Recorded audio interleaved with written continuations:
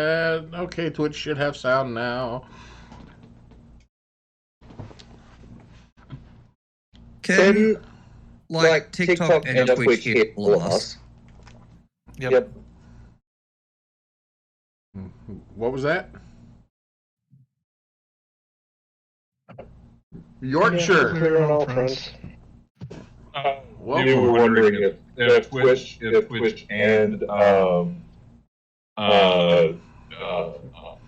they can, yeah, they can hear us.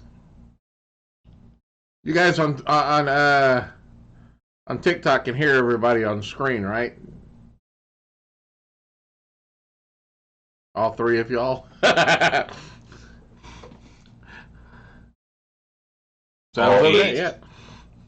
Cool. So We got 8 on Twitch, we got 3 on TikTok. So one of the things that I did, I worked on the website this week. I got the website put up.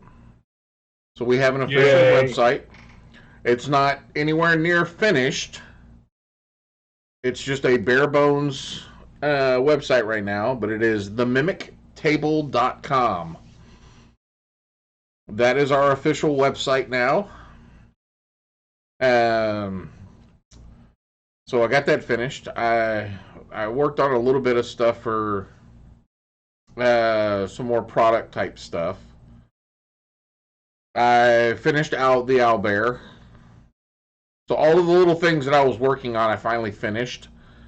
And that actually was really helpful to just be able to start something and finish it. To give you an example, I hear you. This right here, I got like 6 months ago, and I was just able to finish it.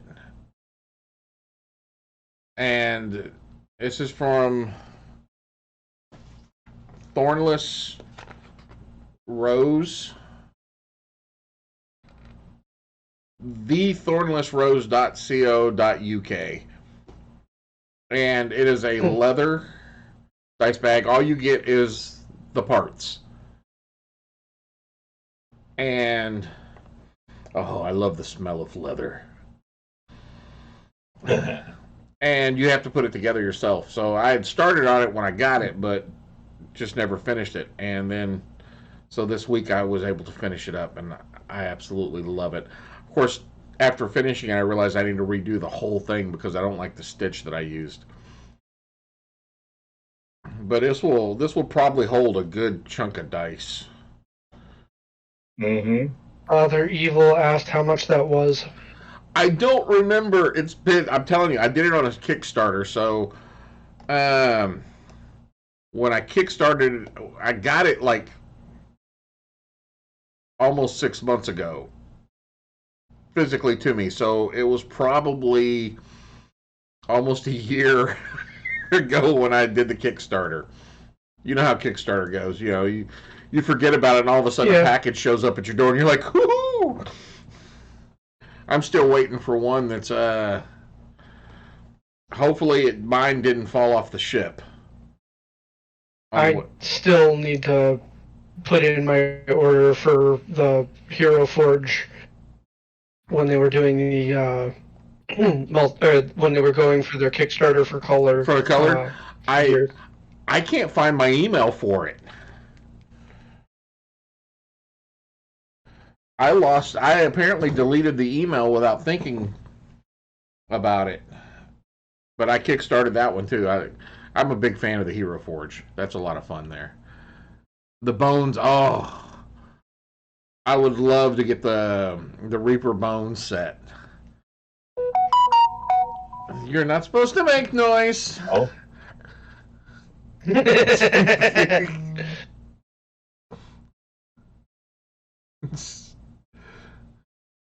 You've had a week off. You've forgotten how to do all of this. Someone forgot to go through the checklist. I didn't even look at the checklist. I didn't forget. I just didn't do it. No, I forgot completely about it. I literally walked in the door, grabbed my food, came down here, and flipped on Twitch and started setting everything up. So yeah, y'all got me straight home. I didn't even do anything today. I was all prepped too. I did absolutely Thanks nothing. for the likes out of print, GM. Thank you for the follow. Oh, thank you. What is this? What is this? Jar Master. Do I have a question? When was your last D&D game? Hunter Killer 250 asked me that. My last D&D game was actually last night. My home game, which I do every Sunday. And so these bastards that I live with, my family, they had been planning to go take something back from a black dragon, or go back to their headquarters, which somebody had set up a training ground for them, and they hadn't made up their mind which they were going to do. And after the game, I was under the assumption they were going to go straight to the dragon. They did not. They went back to their training, to their headquarters, which is converted now, the courtyard of it, into a complete and utter training dungeon of death by Brock. And Brock is, surprise, motherfucker! He's a guy that just likes to jump out and surprise them with training. So I had to come up with a dungeon on the fly last night. It was quite fun. Don't you hate that? Yeah, I was just. I was like, okay, let's do this, and I was actually pretty impressed with myself last night. Had some word puzzles, had a little bit of combat, had some traps that were pretty tricky. You're like, okay, I could just get the players to go this direction. I didn't give them a choice. Oh yeah, if I could get them to go, in this direction, it would be beautiful. What do the players do? Dum dum dum. Let's go to the right. You plan out 17 different possible scenarios, and they're going to choose number 19. Yep. Like I said, Hit the straight hall. What do you mean you go right? You joke. You joke. No, I don't. It's happened to me. Because I set up this scenario where they enter a room and there's this pedestal there with a button on it that says "Do not press." They're like, okay. They don't press. Somewhere the button that says "Do not press." They didn't press the button. They go through the door. The button actually disarms the trap. And they didn't push the button. How do you not push the button? It's a button. The door push the button. The door locks behind them. God. The thief is not with the party, or the bard who has the thieving abilities. He's up watching this from the observation deck. Thank you for the sub, Pim. Oh, thank you. Hey, Pim, thank you. In the walls, there's these crystalline structures. So they shot a bolt through it and a field of electricity. I was like, okay, so they've got to figure out how to get through this electrical field. I had forgotten I'd given them an object. I think I gave it to them in Barovia when we did the Curse of Strahd. I call it Hole in the Wall. It's literally a piece of fabric this big. You put it up on the wall and it spreads to 3 feet wide. And it creates a hole in the wall. Like old school Roadrunner style. So they can actually go through it. It's called a breed. And they can pull it off and take it to the other side with them. So the way they get around this electrical filled trap is by using this, putting it on the wall, going into the crawl space between the walls of this built dungeon area, going down a little bit, and going back into the corridor. And all they had to do was press the button. Yeah, that was... the way we make things harder on ourselves. It was fun. But yeah. By the way, Fiction Surreal asked, out of curiosity, have any of y'all seen the lesser known cryptids? Kickstarter done by a bunch of by PST folks. I have Let's not. see. I haven't personally, but I will take a look later. There are so many good books out right now that are compatible with 5th edition that are just crazy. Can I say something here real quick? I don't know. I have a comment. Pin, you got your order of the scales t-shirt today. I have a question for you. Why aren't you in here? Why don't you have it on? And why don't you have your video on so that we can all see it? You know, you can't come in this room too.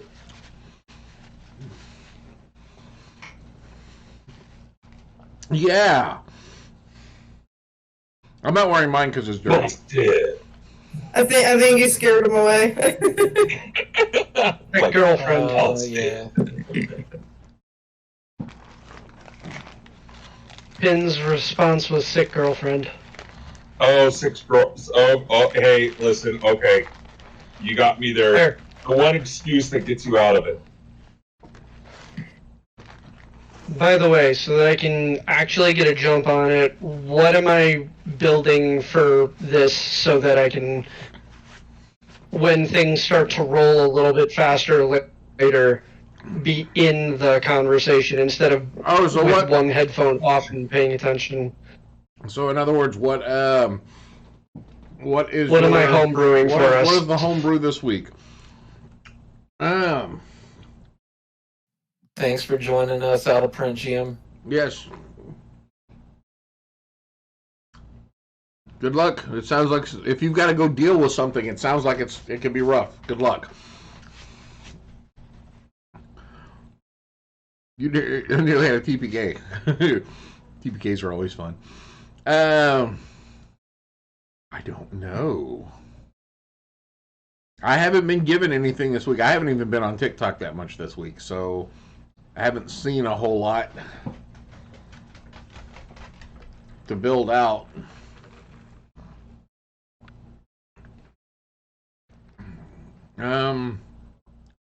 What are some of y'all's ideas? What about Doesn't Twitch? just have to be him, it can be anybody. Twitch. Anybody on Twitch got an idea?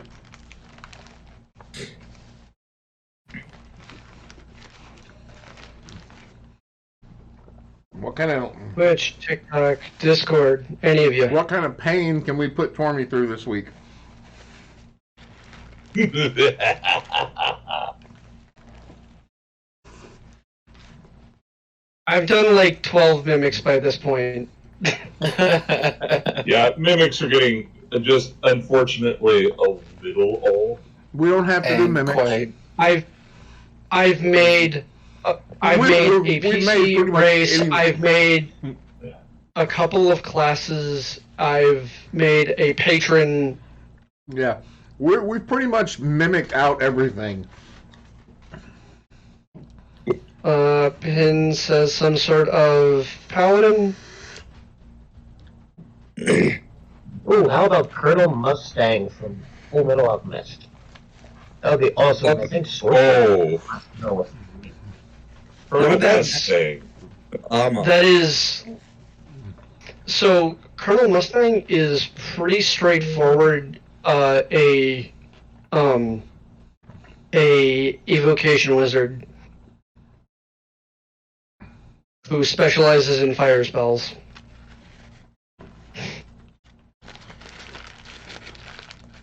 What about a cook? If I may. Man, bear, pig.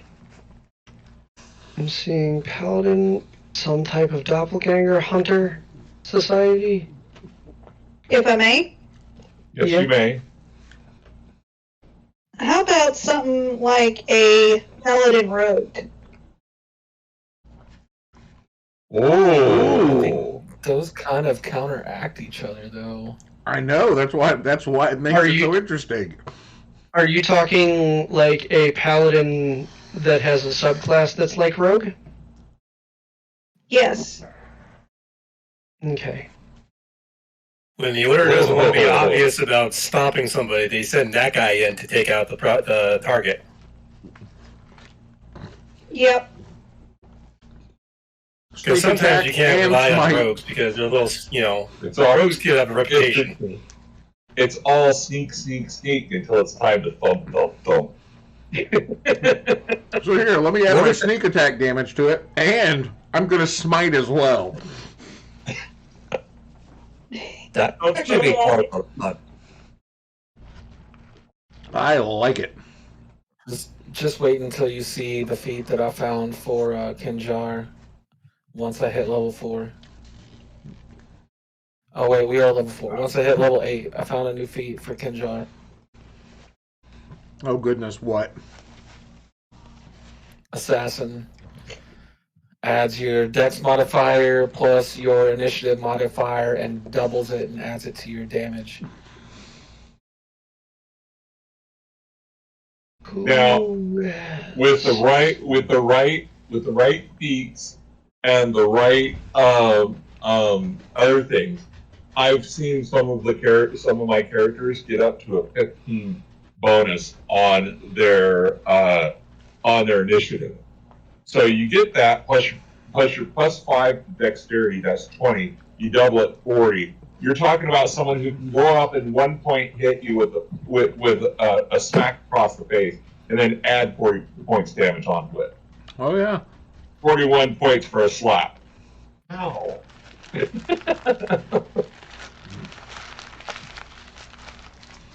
Yeah, I don't know if it's because it's been a That's while just has to listen to. since I had Burger King, but I will say that was probably the best burger I've had in a while. Okay, so I'm naming this subclass Templar.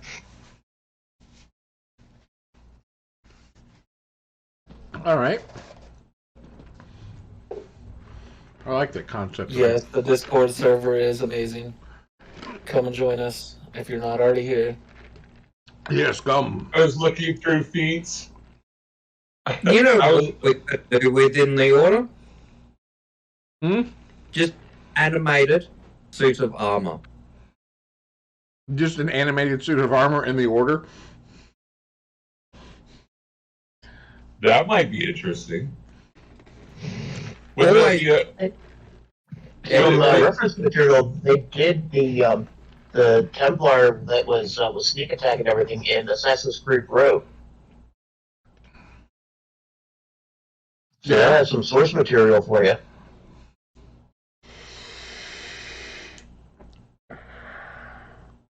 That's probably why he's decided to call it Templar. Honestly, it was the first assassin-type paladin that came to mind.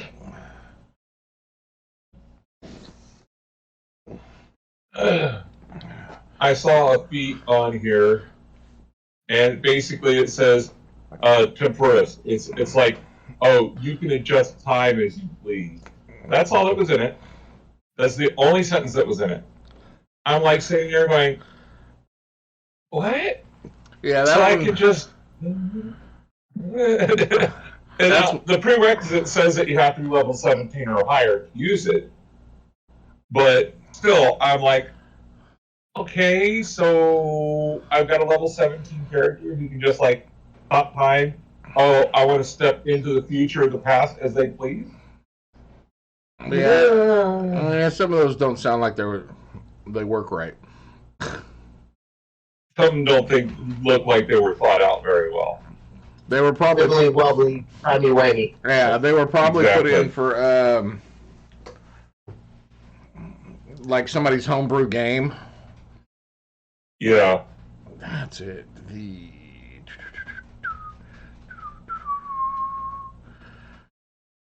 Ouch. Sorry. Okay. By the way, Lee, yes. We have 3 sets of dice to give away this week. Well, I'm actually setting up. I am currently in our giveaway bot command channel to set one of those giveaways up right now. Yay! Ooh! I'm just trying to remember how to do it, so give me a moment. There we go. No. Trying to remember how to do it. So, hold on, just.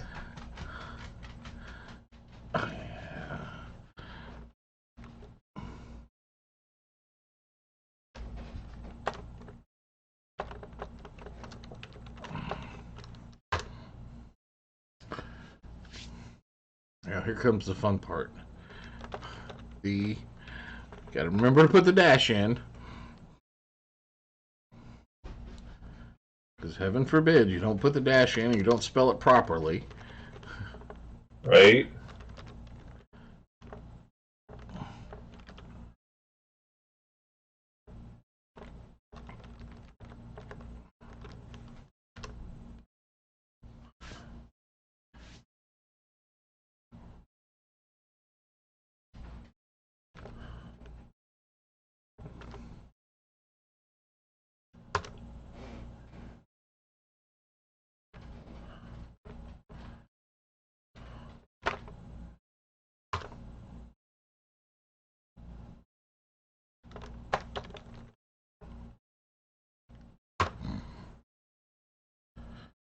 All right.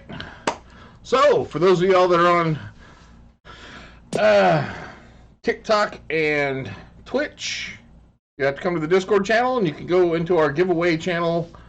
And for those of y'all on Discord, it's in, it's live, it's going on for a week. So next week, And it already got people reacting. Good, because I've got like a bunch of dice here to give away because of a couple of people. DemonDice.ca, DemonDice.tom on Instagram. He sent me some dice. There's a lot here. Okay, to be fair, always remember, if you're staffed, you can't enter. Two of these bags were sent by Serb, but the other 5 were sent by Demon Dice. I don't know how many dice are in here. My wife came through and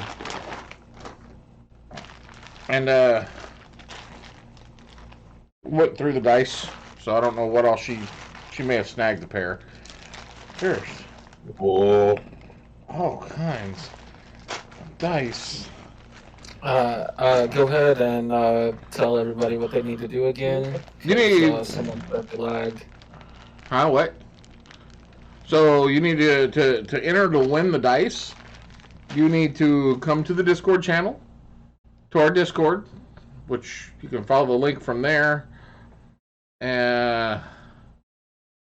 Well, welcome to the live. And then you follow that link. It'll take you follow the link tree over to the Discord. And then we have a channel that's called the Giveaway Channel. And you click the little thing on there for the little icon for the bot that's in there. And next week, I'll announce a winner for a set of dice. And there's, like I said, I've got, you won't get a full bag like this, but you will get a standard set with a bag, because I've got some extra bags here too. So okay, did we want to dump the URL into Twitch or the Discord? Sure, you can. I don't have the Twitch open because some of these dice bags are nice. Not everyone's going to get a dice bag, but there will be some. There will be some dice bags that are thrown in with some of these dice.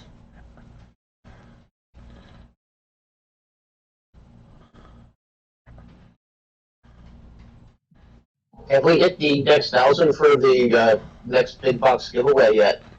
I think I am at, as the last time I looked, I was at 11,000. And that giveaway, which I actually have, one of the things that was sent is in this box. 11.2 on This TikTok right now. This particular item was sent by MT Creator, and there's their QR code, which is backwards on everything, so I want to apologize for that. I don't know if it'll work backwards or not. It should. Thank you, Chaotic Rollers.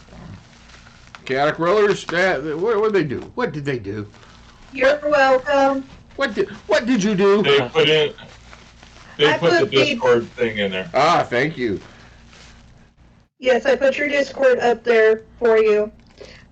Also wanted to let you know that yes, Chaotic Rollers is hosting your channel again today. Thank you. Chaotic Rollers is the other channel I game with. So they sent this MT Creator sent a bunch of stickers. There's like at least 10, 15 of these stickers in here. These are really nice. But they also sent this 3D printed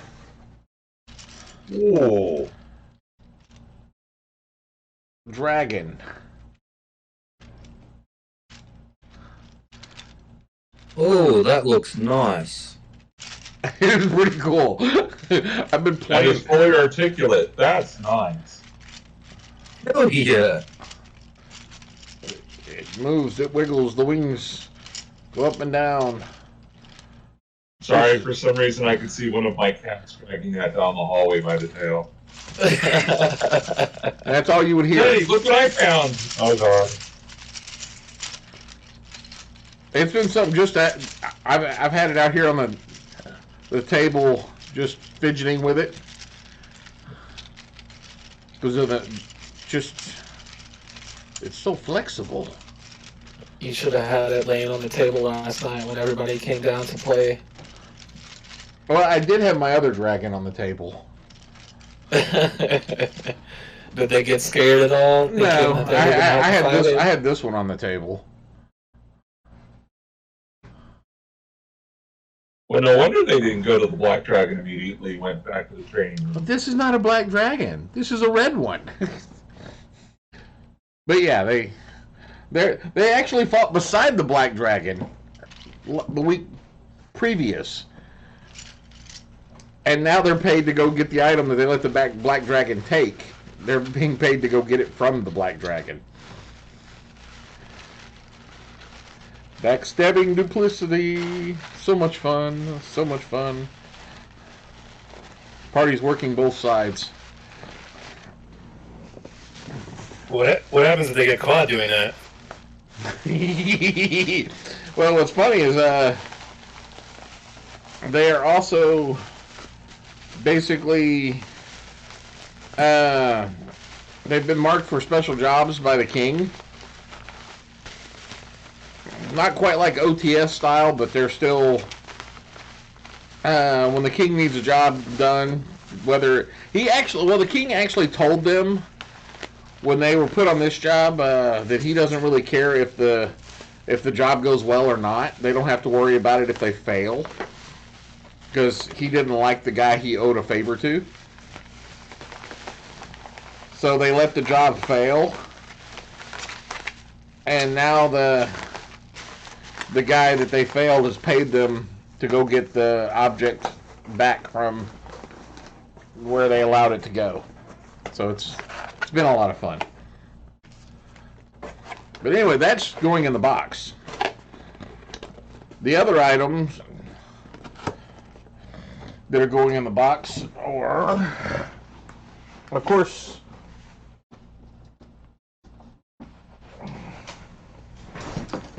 the Essentials Kit. This is what the first official item that went in the box.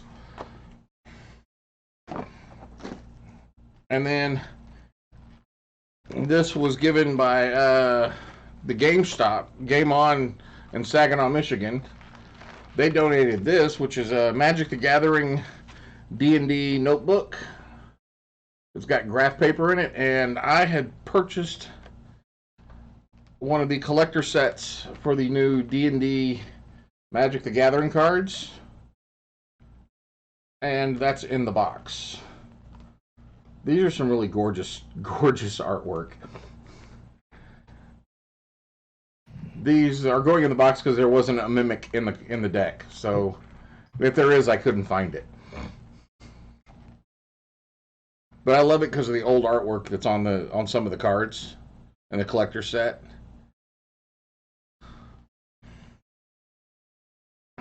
But yeah, that's what's in the box as well.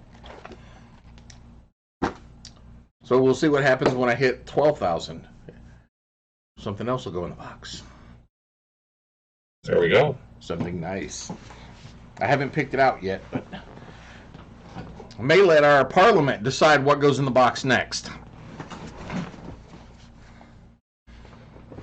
What was the name of that book that you had in the last box? Which that, one? Flip open one. That is the Yarrow's Book of Immersive Battle Maps.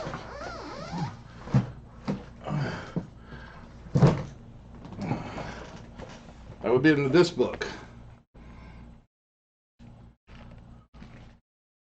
Something's still in this book. God, that's a big book. It is a big book. When does the box giveaway happen? The big box giveaway, the first one, has already happened. This one will happen once I hit 20,000. Ah, yep. And I do plan on some other things to be added to the box. I have some things that I'm going to grab from my local game store. They're definitely going to be fun to go into the box. But it's going to be we're going to go to Parliament and say, hey, what do you think goes in the box next?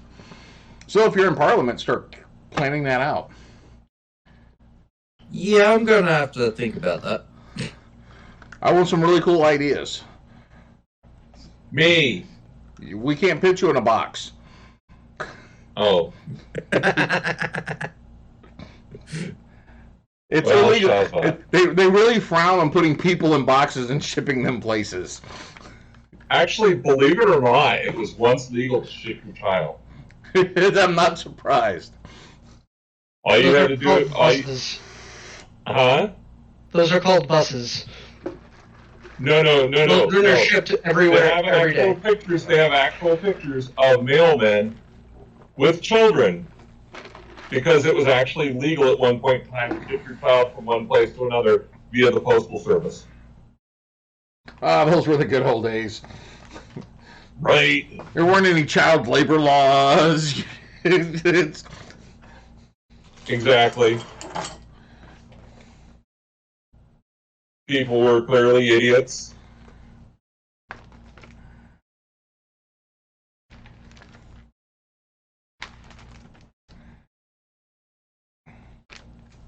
By the way, whenever you want to do the nostalgic nook, Are you ready for your nostalgic nook? We're ready for nostalgic nook. Let's go ahead and nook it up. Nigma's nostalgic nook. I may have jumped towards him pretty did sure. you know Uh-oh. that at one point in time, Come join the Discord. We play on there all the time. D&D had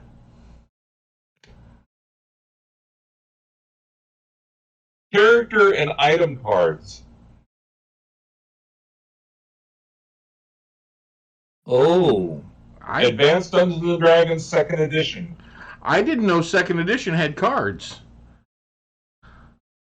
Oh my god, where did you find those? Oh, I know those. There's a box of Forgotten Realms. Well, these aren't Forgotten Realms. These are Advanced Dungeons and Dragons 2nd Edition.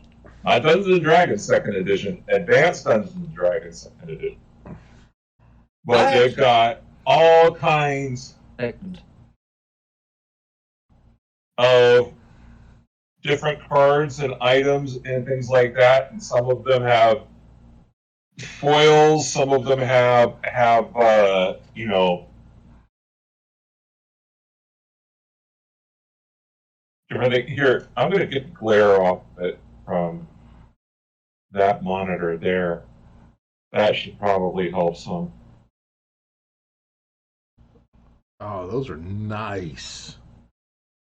Yeah. Unfortunately, some of them are from Raven's Loft too.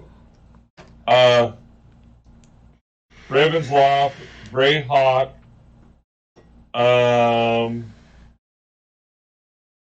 Yeah, it seems Greyhawk had a majority of them. A real majority of them.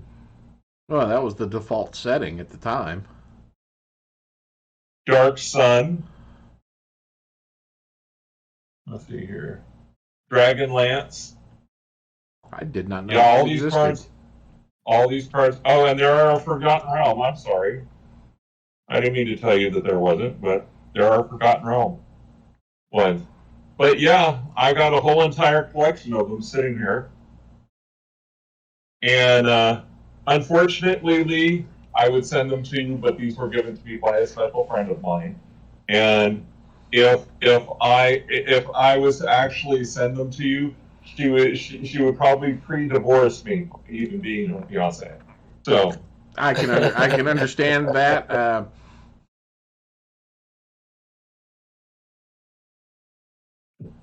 Those are very cool. Yeah, they're apparently they're collectibles. You gotta really look for them though, because I looked on the internet and can't find them at all. I know what my Googling will be doing this afternoon. Yeah, I think it's Monday. I think Tuesday, the game stores and everything for them. So, and I might give them to my DM that runs D&D that we play. yeah, I may actually go through those for some NPCs for my library game. Yeah, that would be awesome. Didn't they have NPCs on them, and then I think some of them actually had items too, right? Yep, items, NPCs. Some of them had. There's like a couple of places in there. There's also like kingdom names and stuff like that. There is a little of everything. So. By the way, when you're done, I have the class finished. Jesus. Okay, read it. So Templar Paladin. Level 3 ability. The brightest light casts the darkest shadows. Starting at level 3, you gain proficiency in stealth, and when wearing any form of armor, you do not gain disadvantage on stealth checks. Additionally, when you use Smite on a target that is unaware of you, you maximize the damage dice of the entire roll. Oh, But they have to be unaware of you. So if you are doing a stand-up fight, doesn't matter. Next up, Prayer of the Fallen. Starting at 7th level, once per turn, when you strike an enemy that is unaware of you, you may roll a number of d8 equal to your proficiency bonus and add it to your damage.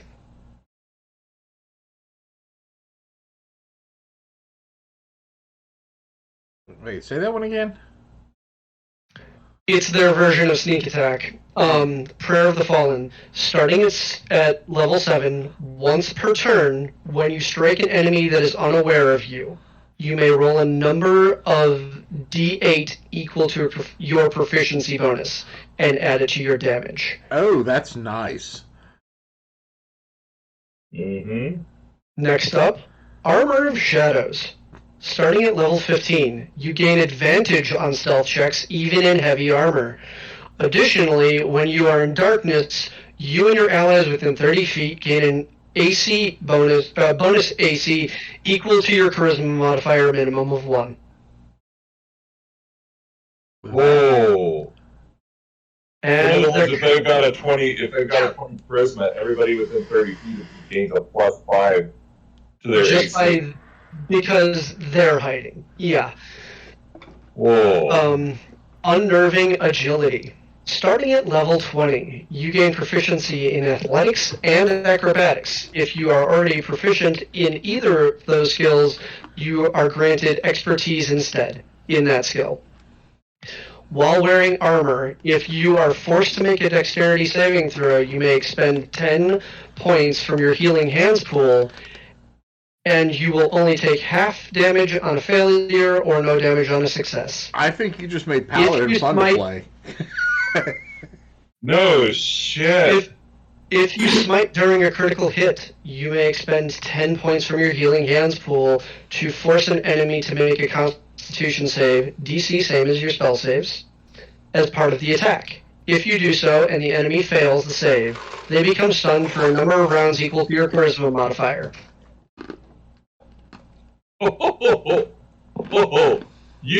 That's almost a killing blow there. I snuck in a little bit of monk and made it better. I like this. Yeah, that's nice. But also keep in mind, like, most paladins, their spell saves are not that high. Yeah. And it is still a con save, and most monsters are con monsters. Yeah, but still, that's nice. Templar. I like that one. And the credit goes to Angel for the Spark of Inspiration. And that took me 20 minutes. Tormy is Couldn't have shaved a minute off? Yeah, come on, Tormy, jeez. 20 minutes. It was just a subclass. That's normal for Tormy. Yeah, Takes me a couple hours to do a full class because I refuse to release anything that doesn't have subclasses if it's that. That was nice. Thank you. Happy to serve. So I got a question since we're doing kind of like old school. I just dug this out of my closet. Advanced Dungeons & Dragons 2nd Edition, 1991 trading cards, Premier Edition factory set, 750 card complete set. Whoa! So 700. you got the complete set? It says Premier Edition factory set, 750 card complete set. It's got Forgotten Realms, Greyhawk, Spelljammer, Dragonlance, Ravenloft, and Darksun. Nice.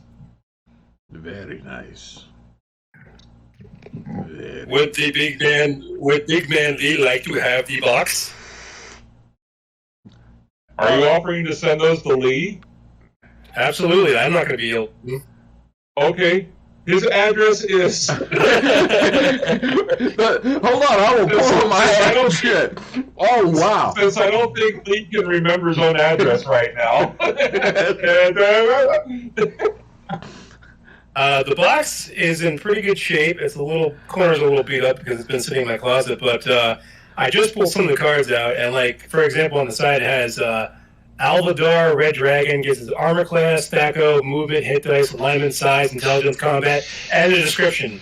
That's basically what most of the cards are. Uh-huh. Wow. That is freaking cool. Nice job, Davik. Well, Excuse me, pork chop. No, Davik or pork chop is fine, but when you said, the card thing, that reminded me that I had that sitting in a milk crate, sitting in the basement of my closet with some of my old D&D stuff, and I personally probably not going to ever use this, so I will give it to Lee. I'll send it to you. You can have it, and then you can torture your players with these characters in here because it's literally 750 cards of just instant NPCs and monsters that you can just pull the card up, look at it, convert to 5e, and you're good to go. What I've got to figure out how to do now is put up a shadow box for 750 cards to hang on the wall. You're going to have nothing but cards back there. They're going to be right next to each other. It's just going to be it's going to be on that section there. I have nothing in that section of wall right there. Just get yourself a small shadow box and put the box in there, and you got it all right there. Oh, no, you got to have it displayed. It's art. Yeah, and actually the prices on the box, it was $24.95 when I bought it. Just make a long shadow box, have it magnetized on the back, and do like you did with the map. Yeah. Well, the map is currently directly above me. Yeah. I need to find another spot for the map. I'm still working on that. It will probably eventually go right back make here a somewhere. flip box Yeah, a flip box. so it can change every day. Oh yeah, so you can get the card to change every day. Put a new card up. That would get you for 2 years at least. Yeah. Well, here's something else I was reading on the side of the box that I didn't really pay attention to. Thank you, Julia James. How are you doing? Okay, I'm sorry. Go ahead. No, I was going to say it includes all the rare and normal numbered cards in the 1991 series. Every card is counterfeit proof. The only official AD&D second edition cards available. So, wow.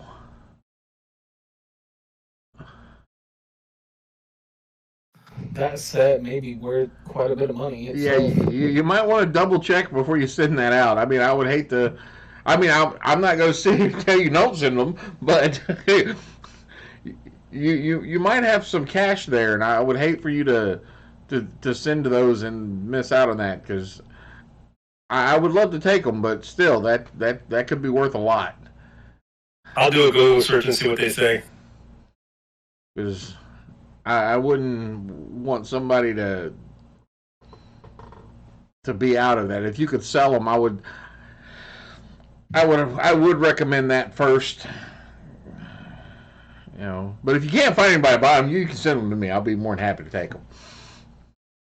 Yeah, that's why I'm sending him all my things, is because it's all stuff that I haven't used in years, and it's stuff that's still kind of between decent and mint condition, and I don't want to mess it up myself because, you know, and Lee's gonna take better. I can already tell by the way he's got things set up there that he's already gonna take better care of it. So, you know, Okay, my fiance went and got me a bunch of those. If it fits, it ships boxes. So you may be getting a couple of those coming in.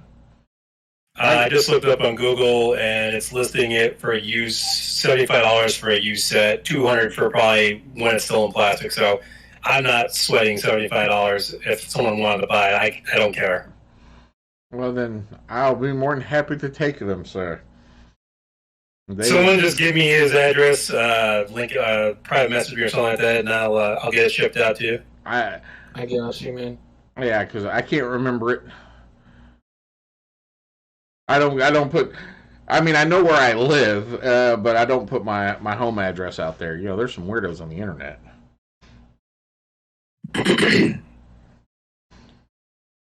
A good deal of them are on your staff. I wasn't saying that. Oh, sorry. With that said, now that we have a new subclass for Paladin, let's play a nothing but Paladin game. It's possible. There are a lot of weirdos out there. Yes, there are. There's a lot of weirdos on here. Yes, Hilarious, I am feeling better. I'm more mentally... I'm back to mostly normal. Well, my normal anyway. His eyes have only twitched twice since he's been on stream. Yeah, but that's... They've crossed a lot. They've crossed more than they've twitched. They've gotten really big a couple of times. It's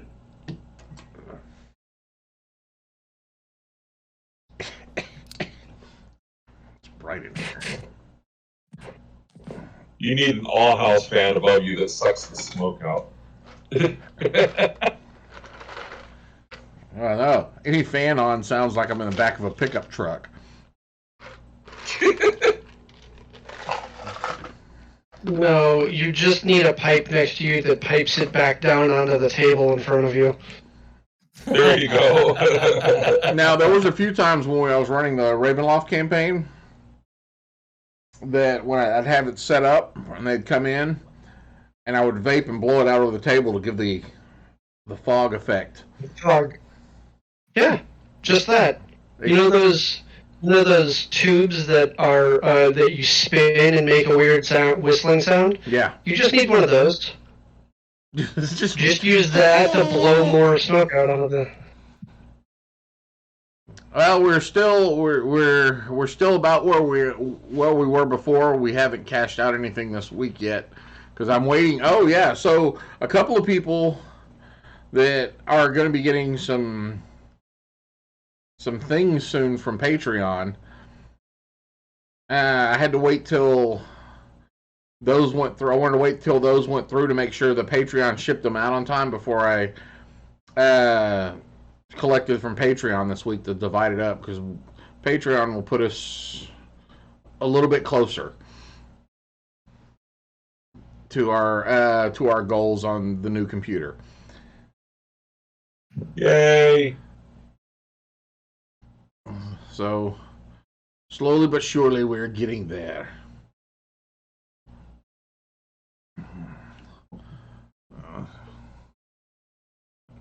But yeah, the mouse went to my wife because she hates using the laptop that she's using now, and she hates the mouse on it. So she stole her mouse back.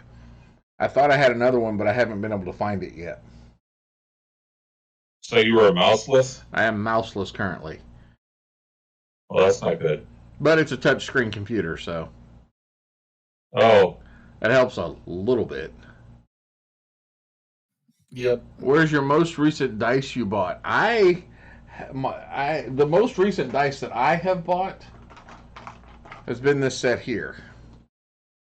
But I haven't had a need to buy dice lately because I was gonna say you bought some dice for a giveaway a while back.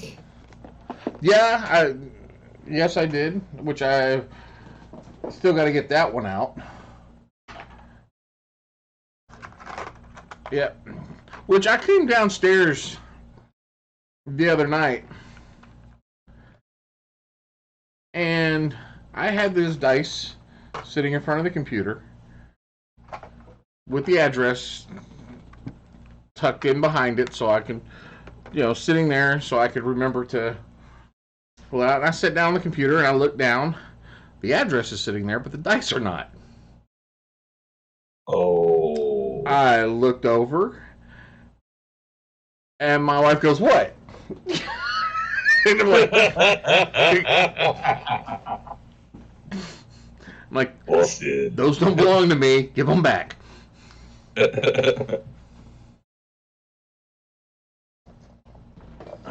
You mean this mug? Which needs to... I'm not sure what that is. Okay. It needs to be washed. It's... So, Lee. Yes. Questions from Twit. What's your favorite color? Purple. And what's your favorite vegetable? Cucumber. Purple cucumber. Okay. I like cucumbers. No. I love cucumbers. Thank you, real deal. Thank you for the money gun there. The real deal. That was awesome. Thank you. So why are y'all asking me my favorite color and my favorite vegetable? I am worried. I don't know. Darkslayer 296 is asking on Twitch. Cucumber sandwich. I like just slicing them up and just eating them. I just like cucumbers. Have you ever had that cucumber dip? It's really, really refreshing. Oh my god. Oh, I love it. It's something Arabic, and you take the pita bread or the bread that they have, and you dip it in there. Oh, so good. I don't think I've ever had that. Oh, yeah, it's got herbs in it and other things, and it's just really good. I might have to look that up. I just like the. Somebody said it's a Zatsuki. Zatsuki. Tzatziki. Yes. It's Greek, by the way. Apparently, it's Greek. Tzatziki. Yeah, it's called tzatziki. It's really good. I don't think it has cucumbers in it, but I've had it with cucumbers before. Oh, so good. Put that on top of your head, your tongue would beat your brains out trying to get to it. I will have to taste this.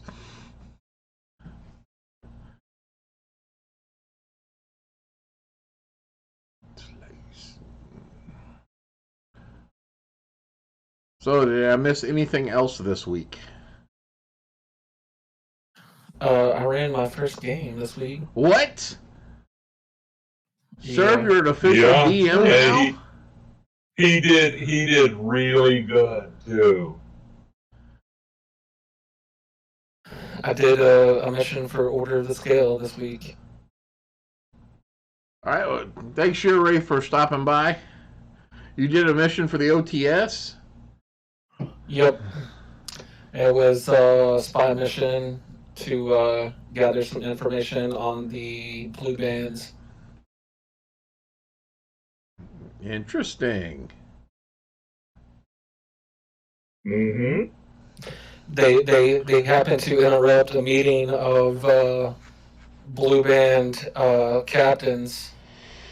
Thought it was red bands. Blue bands. I'm pretty sure it was blue Okay. bands. I get those two mixed up because I'd rather have them named something different than red band, blue band, but you know. I came up with red It bands. is That's why. It's been red bands for a while. That's why my criminal organization is going to be named something completely different. The Green Band. The green. No. Green band. No. No, yours is called the Assamites. No, that's the Assassins. That's not. We don't know what the name of the criminalization is. You just said the Assassins. No, their name, the assassin group in the library is called the Assamites. But you haven't given us a name for the thieves, right?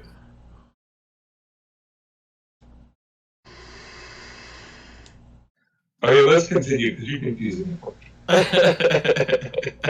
So, does that officially mean that every member of staff is now a DM? No. Except for one. Freeze. No. Dutchy? But she's only been playing D&D for a couple of months. Okay. Some She's people. still brand new. But she did pretty good with that little scene with Jessica. Yep. She does really good. She does really good in the typing stuff down in the Order of the Scales when it comes to DMing. She's really good at that. I'm just I think she's just shy about being on voice and sitting there going, okay, this is what we're gonna do, kind of thing. So Thank you, Groot and the Ninja Kitty. You what? I don't know, man. Yes, thank you. And I saw your same post on my one. Thank you. The one video I did. Thank you very much. I don't know, when she plays Ariel, man, she doesn't have no problem saying her mind. mm-hmm.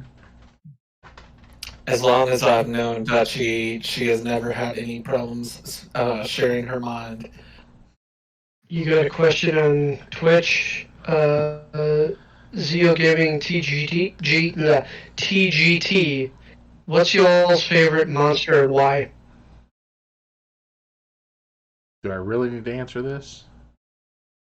Evidently you do. My favorite monster is the mimic. And the reason being, when you have a creature that has studied its prey to a point where it goes, that type of thing likes to get into this type of thing. Let me look like this type of thing to attract that type of thing. And I love that concept of just this. It's the mimic is devious enough to become the object of your obsession. And its particular prey is adventurers. Love that. And then, because they can become one thing, and then another thing, and then another thing, and then anything. Yeah. That's my favorite. Then it would be gelatinous cube, because it's just a gelatinous cube. Because Dungeon Roomba. Yeah, and the owlbear. Those are my three favorite, and because owlbears are so cute. I like bears and I like owls. That's a perfect combination.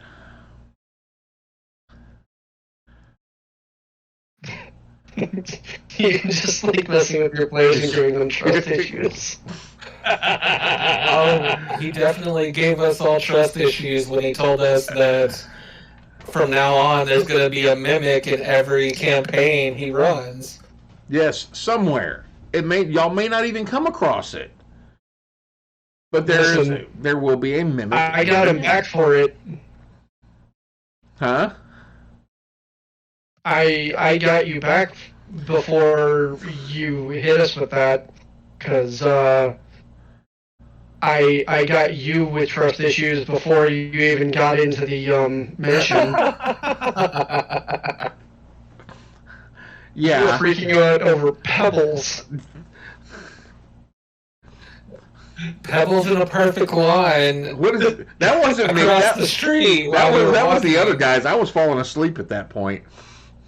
No, that was the very beginning. You weren't falling asleep then. He got you when he really got you when we went into the chapel. Yeah, that's where he got you. Creepy guy upstairs talking religion. Yeah, I'm out, man. I mean, I'll talk religion with the best of them, but that one was just a little creepy. Gave you a real life dread point. Yeah. We've played that game twice and just gotten creeped out the entire time. We don't trust anything in that one. They haven't even fought anything yet. Yeah, we've spent 2 game sessions just in the first 6 rooms. Or is it 8 rooms? Well, no. What's the whole deal with the? You go in this one and you go out this door and you're here. But if you go in this one and go out that door, you're here. There's something right there. Your world just lined up properly. I can't wait until that game is actually released to the public, since we're just alpha testing it right now. Yeah, that's just that room and that room shouldn't both lead to the same spot. They're opposite sides. The physics are right. I can't wait to release the rest of that to the lists, to the council chambers, so that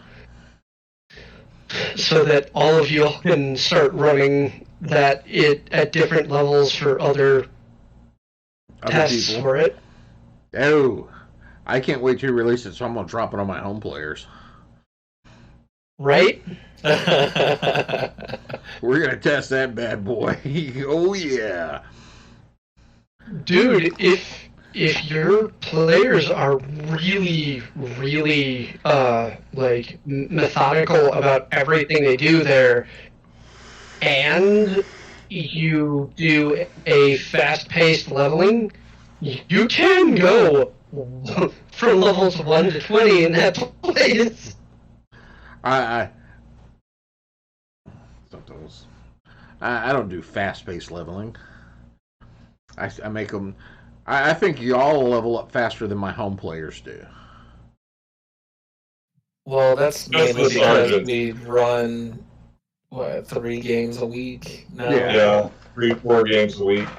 I played more in the last month than I played in the last 10 years. Yeah, easily. I'm good with that. I'm perfectly fine with that. We're good, Augie Doggy.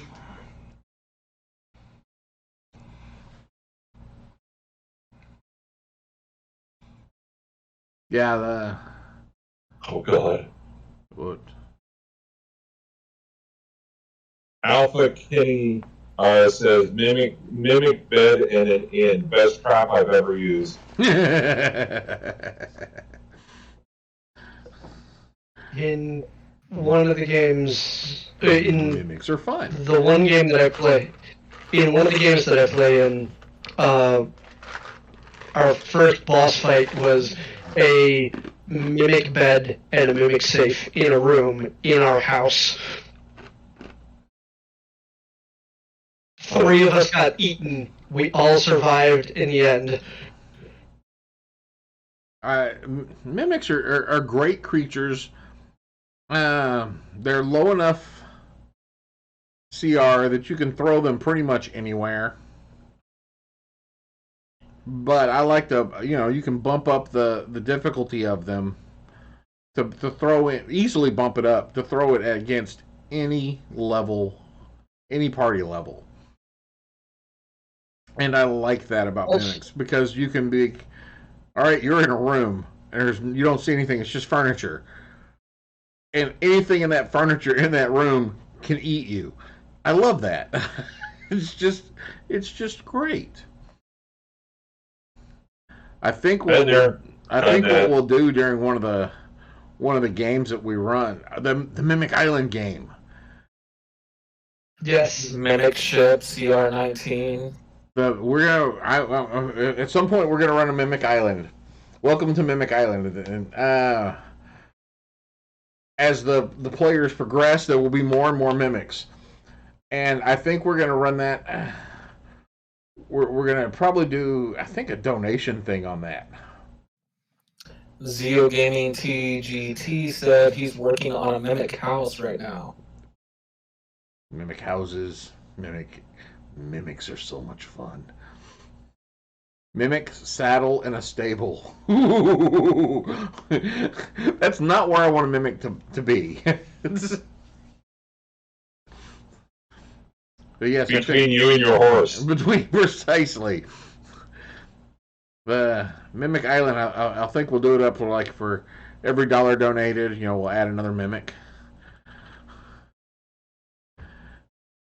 Just yeah, we talked about that a little bit in one of our meetings. Yeah. Several weeks ago. I ran a couple of supposed to be a lot. I've been in a couple of one shots that end up being long-term campaigns, just because it ended up being so much fun that we kept going with it. Zeo Gaming TGT sits there and he says, my recent one was a mimic chair in an old ballroom, and the barbarian got mad and picked the one mimic chair to throw across the room. That's funny. Yeah, that would definitely be hilarious because he picks up that one chair and it sticks to him and he can't throw it. Hi, Nico Wolf. That or he tucks it across the room and it changes into a table before it lands. And that's why you've never played a one-shot in your life. It's because it's never a one-shot. I've run some one-shots. There's only one way to actually... Go ahead. To reliably get a one-shot to stay a one-shot, it has to never leave one setting location. Yes. It has to be in one location. You throw in the second location, and you might as well just throw it out the window. I've actually run some. No, those ended up being unfinished games. They weren't technically. They were technically one shots that would have lasted longer, but we ran out of time. So. Oh, my favorite is when somebody goes, "Oh yeah, come on over. We're gonna roll up some characters and do a one shot this weekend. It'll be a 4-hour game. And then we'll order some pizza." And I'm like, "Sure, it'll be a 4-hour game." Are we making characters beforehand? We used to do one shots. And we told people to bring the first level character, and then we would sit there, and at 5 o'clock on Friday we'd start, and then sometime around 9 o'clock on Sunday, the last of us would get exhausted. So, okay, let's just we're all in agreement now. We gotta go. It was like, the DM has fallen asleep 8 times now. Huh? What? Roll 20. What? Wait, what? we would break up our game with Nintendo. Yeah. Yeah, we would break up. We would break up our game with. Of course, this was before Nintendo existed. We would break up our games with Red Dwarf, Doctor Who. Stuff like that. So some good classic sci-fi. Yeah, I just rewatched all of the Red Dwarf not too long ago. Yeah, I got on a kick. Evidently, Matthew Chiddix on TikTok hasn't heard about your wife's. Oh yes, man. My wife. I found a set on D&D Beyond. I did not create this.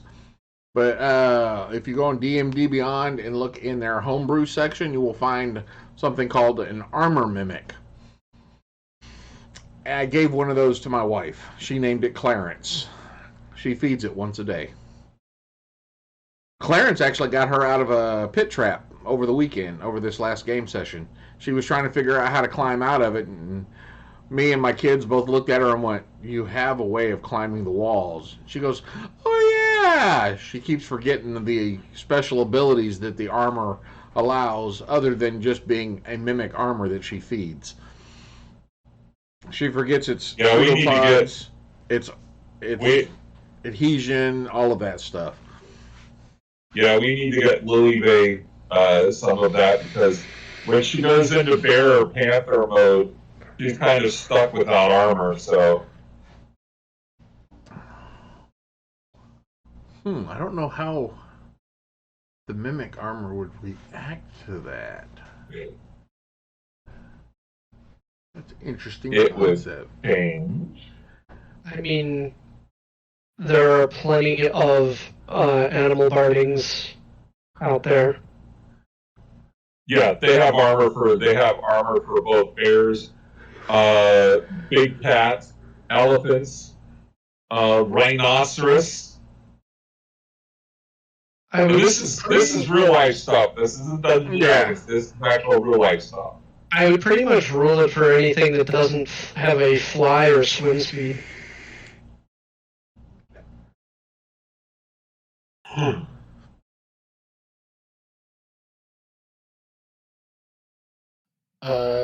One of his wizard players took a baby mimic as a familiar.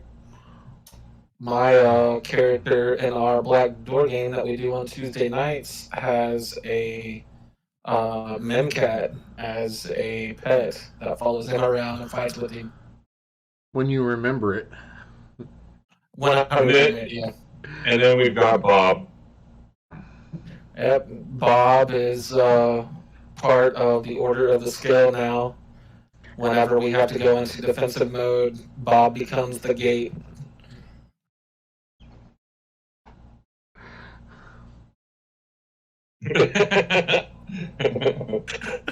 Lee, what have you done? You bad, bad man. I gave people a place somewhere to flourish. Somewhere out there in heaven, Grey Gygax is looking down on us going, Mimics are supposed to kill your players, not help them. Nope.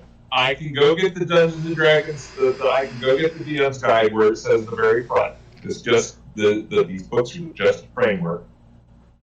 You can do whatever you want with them. Yeah. And if you can tame a monster, it's yours. Displacer Cub. Displacers. I like displacers. Displacers are fun. Ooh. Yes, Ooh. she does dote on Clarence. I just thought. So, imagine the new Paladin subclass, and their summon steed is a displacer cub, displacer beast. Interesting. That would be interesting. Instead of a unicorn or a Pegasus like usual. It's a displacer beast. That would be interesting. Because also think about one of their secondary abilities, especially if it's like an alpha, where they can make darkness. Ooh. Yeah, but that unfortunately that affects everyone. You have to put an ability in there that the paladin can see in all, or can see in the darkness, even magical created darkness. There are a couple of classes that already do that, and I don't want to overpower the one specific thing that it's already doing. That is true. It is Otherwise, I would be like taking away other abilities to flop that in somewhere. Yeah. People forget some of the first D&D games were played in bars. Yes, they were. Bars and basements. Or in lines to see Star Wars.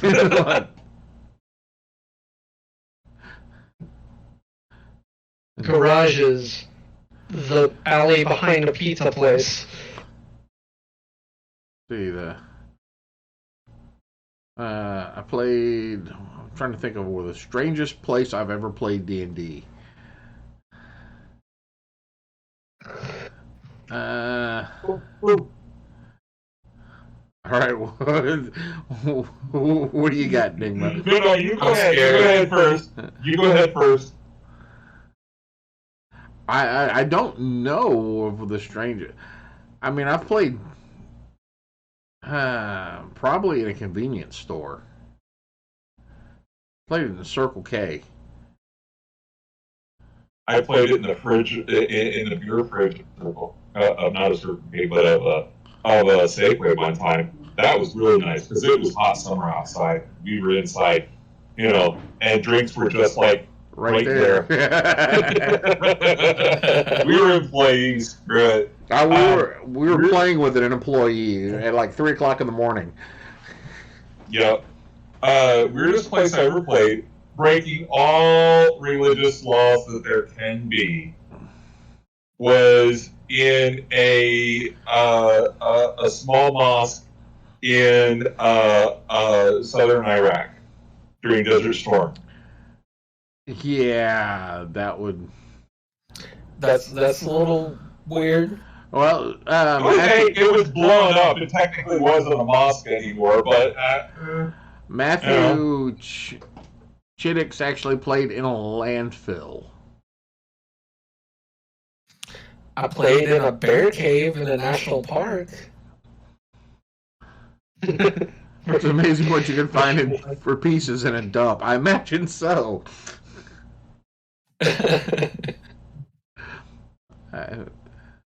I can say you got me beat on that one. I've never played in a landfill. The game was good. It was a little, the setting was a dump, but the game was... The setting was I think one of the most epic house settings that I've ever run in back in high school, I ran one game. We went to a park and we were planning on just screwing around and some of them were planning on doing drugs and shit, and I was just hanging out. And we ended up going, hey, look, they set up the amphitheater. The amphitheater never came down after that. And we ended up playing D&D for like 6 hours until like midnight that night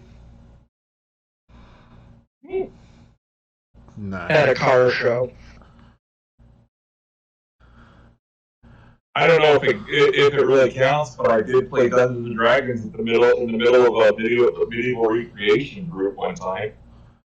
8 o'clock at night, we're in the middle of the an FCA event, and we're sitting there inside of a big pavilion. We're playing Dungeons and Dragons. We're in medieval clothing. There's one guy walking around in a suit of armor. Oh. Well, that's kind of,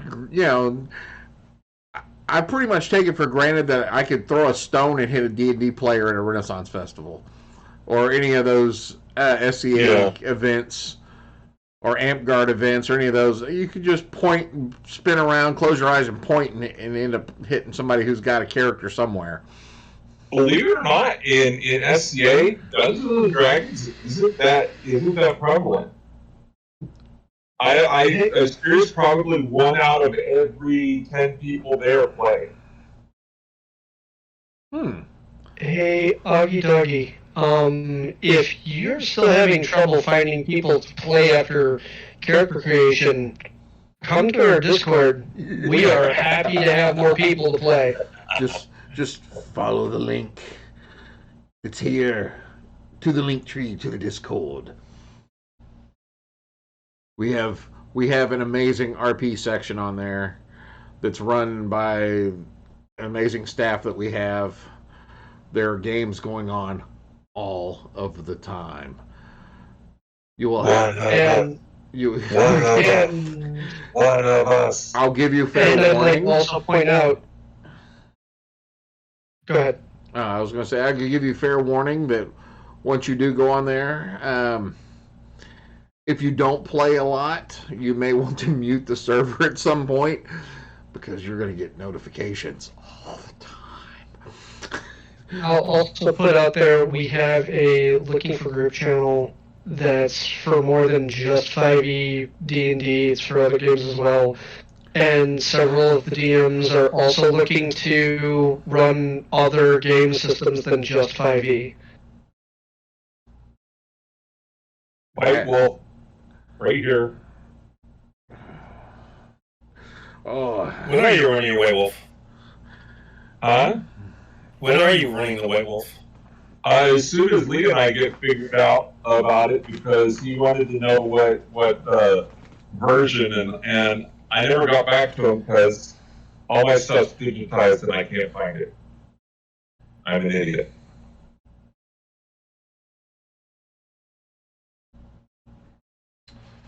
yeah. If I would play and run in more games if I had more time. And the only way I'm going to get more time is by people coming and joining up on our Patreon and buying T-shirts on through our merch link and things like that. If we just had there's 10,000 followers. If we had all 10,000 doing at the least level on Patreon, I would definitely be playing more and running more games. I will actually run my own homebrew system for a little while. I'm going to run one of those one day just to show you how badly broken it is. Be a lot of fun. Run one of your own what? I'll run a game out of my own RPG system. Oh.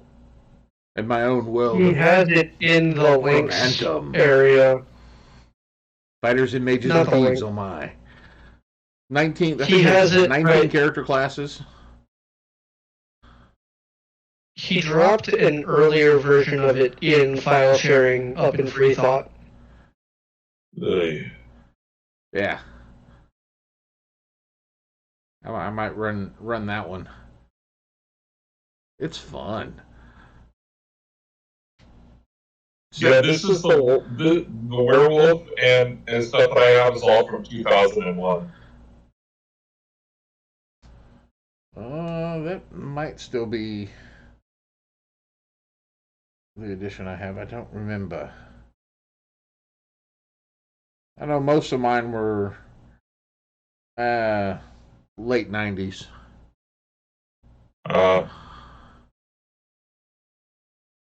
Overhauled the Pathfinder system. So you fixed 3.5?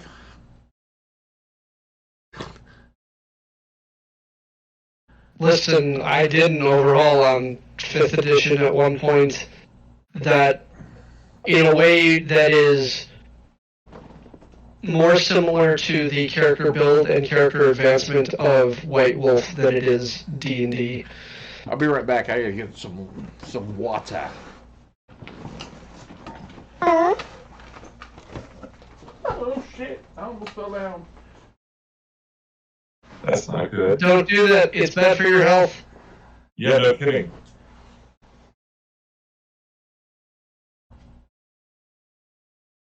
Now's when we need the DM hold music.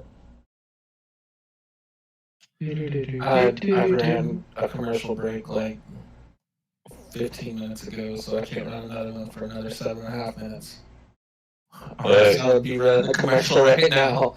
Right.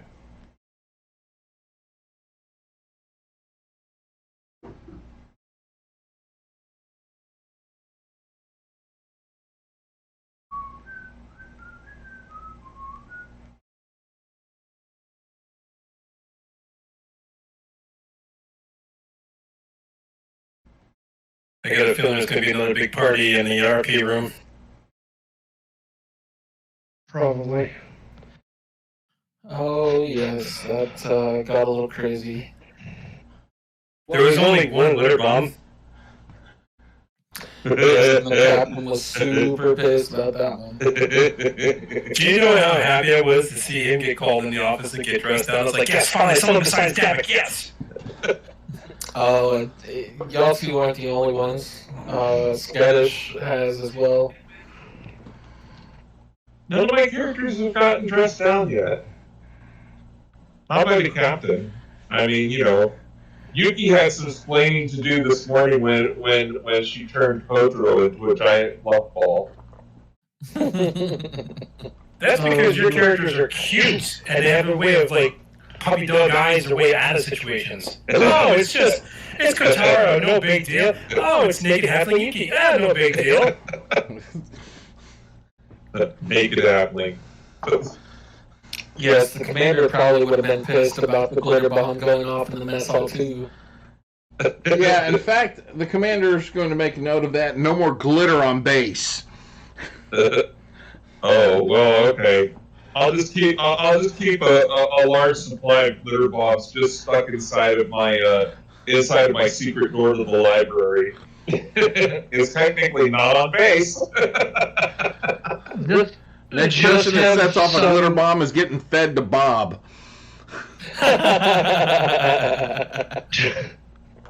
Just have a salesman walk in selling a bunch of bags of holding, all used, of course. No. But there's only one problem. Bob is the glitter bomb. Bob's got to go. Bob's gotta go. It's Glitter Bob? It's Glitter Bob. Glitter Bob. Oh God. Oh. That's horrible. I'm gonna have to redraw my map. Where Why? Soren just breaks off from the continent and just drifts out to sea. What's with that country moving away? We don't talk about that country anymore. It's dead to me. Really like to talk about. Don't really worry about it. Also, don't follow it. There's a glitter trail. There's a Right. I actually got a question. What is the Sultan? Everyone just mentions the Sultan, but I don't know what he is. The Sultan is the Sultan. That's it. Macdar, You the don't know gold. anything. You don't know anything further than the Sultan is the Sultan. Okay, that doesn't answer my question, but it answers it at the same time. Got it. Very few people have seen the Sultan. He appears to be human. Well, considering my time in the order already, I will take that with a grain of salt. Yeah. Especially after the halfling just sneezed in front of him and turned into a puppy white dragon. He's a mimic. Definitely getting better at it. I was about to say, definitely getting better at handling that kind of stuff. No, the Sultan is not a mimic. The what's not a mimic? The Sultan is not a mimic. Yeah. No, the Sultan's not a mimic.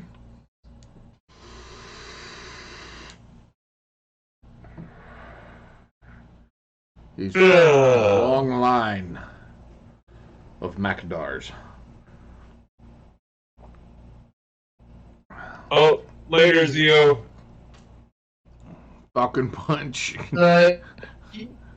Zio said that about 30 seconds before Lee got up. Okay. Nope. Good guess, but nope. The Sultan is not a brass dragon. He's a taco truck. He's a taco truck.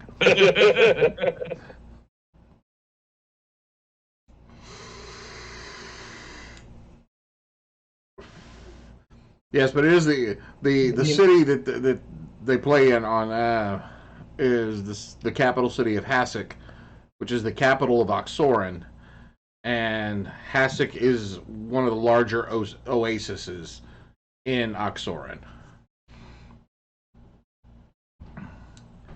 It is also Oxoran is rumored to be where the final battle took place between the dragons.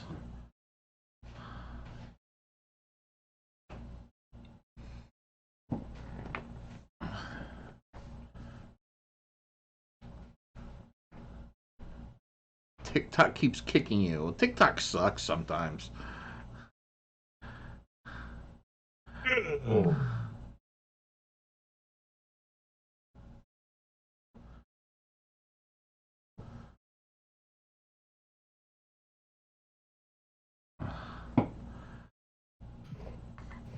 Oh, I ate that burger too fast. Nah, it wasn't the burger, it was the fries. No, the fries were yeah, probably. Yeah, their fries suck at Burger King. Ah, that wasn't supposed to happen. What'd you do? There we go. Apparently, I hit a button. Yeah, and you zoomed your face. I wasn't supposed to hit the button. You weren't supposed to hit the button, no. Well, when I change the size of the screen on Discord, it changes the size of the screen on OBS. Alpha Kenny on Twitch. The Sultan is a swinging, dancing bard, College of Glamour.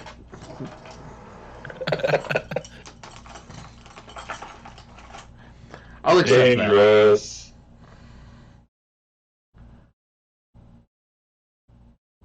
that. He's a Sultan. Well, I'd say it's not official. No more glitter bombs. Where did I get this mug? I got this mug from what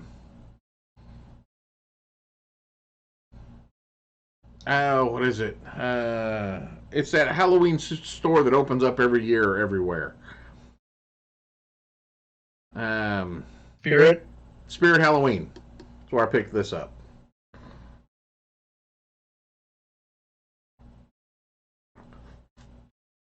It's an official D&D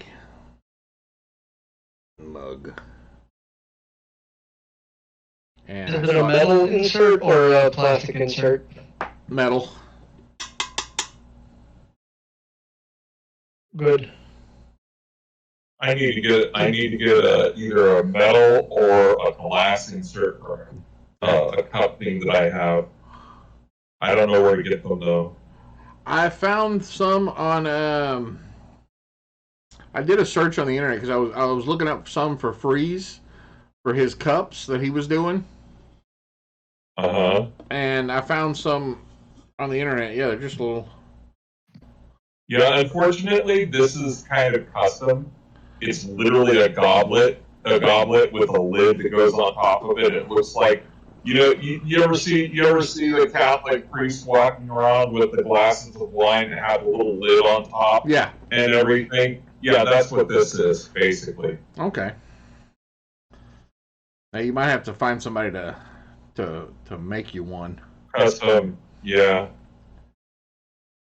Either spin it out of aluminum or glass blood. Glass blowing's a little though, because you'd have to actually set up the thing to yeah, no, it'd be weird.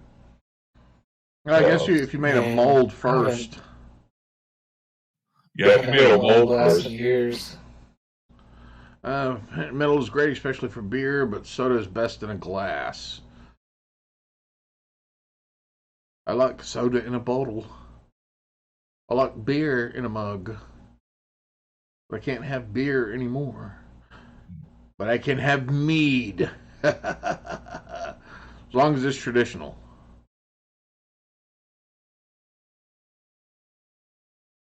Wait, there's a non-traditional mead? Well, if any traditional mead is just honey and water. Right. But some of the meads that have the fruits added to them for different flavors and such, that's not a traditional mead. It becomes it's got another category it falls into. Right. Allergic reaction. That's why I can't have beer anymore. No beer, no other alcohol. Mead has so far been the only alcohol I can drink that I don't break out in a rash. Yeah. Are you sure that we started a batch a couple days ago? I finished off a bottle of mead last week.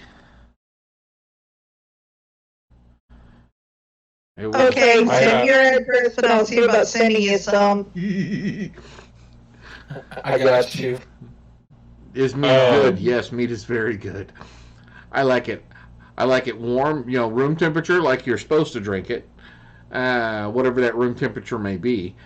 And I like it whole. I like it cold. Have you tried it? Have you tried it warmed up with the little tea bag that they sometimes give you of spices and stuff? No, I haven't. Most of the meat I've drank has been most of it's been traditional. I've had some that have been flavored like cherry or something like that. No, this is traditional. The old Vikings used to take and they would warm it up. In the wintertime, they would warm up the meat and they would put spices and stuff in it. And then they would strain it out. And it was really good. It was literally like think of it as mead with a tea bag with a tea bag in it. And so it was mead with a touch of hot tea kind of thing. Okay. The best. It was literally Viking tea.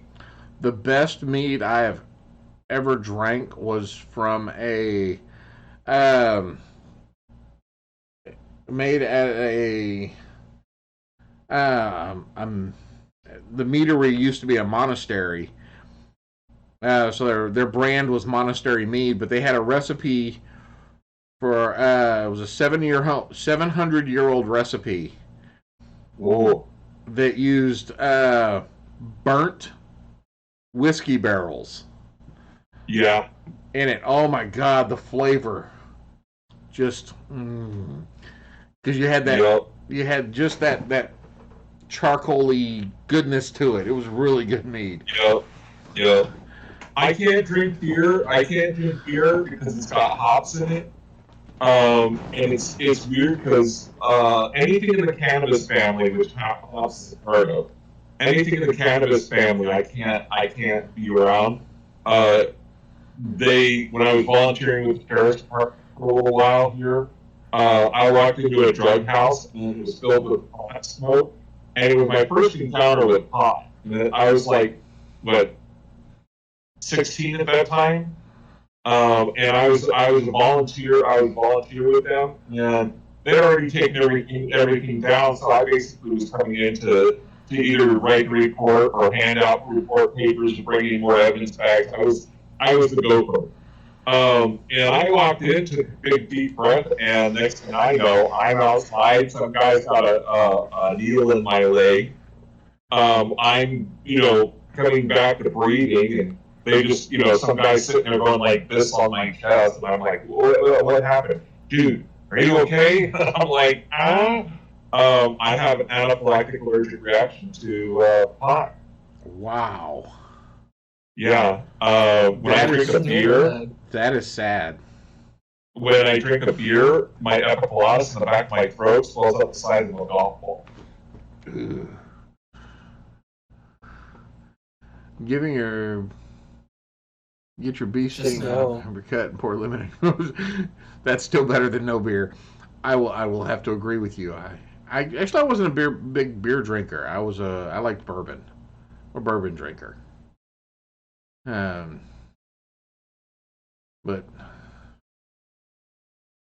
yeah, that's when I found out I had developed an allergy. That sucked.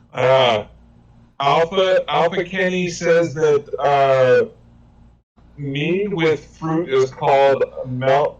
Melomel. I couldn't remember the name of it. And he says I like making spiced mead, grape mead, aged for several years, higher alcohol content, and Bochette mead, caramelize the honey first. That's good. Really good. Well, that sounds delicious. It is really good. Oh, hold on.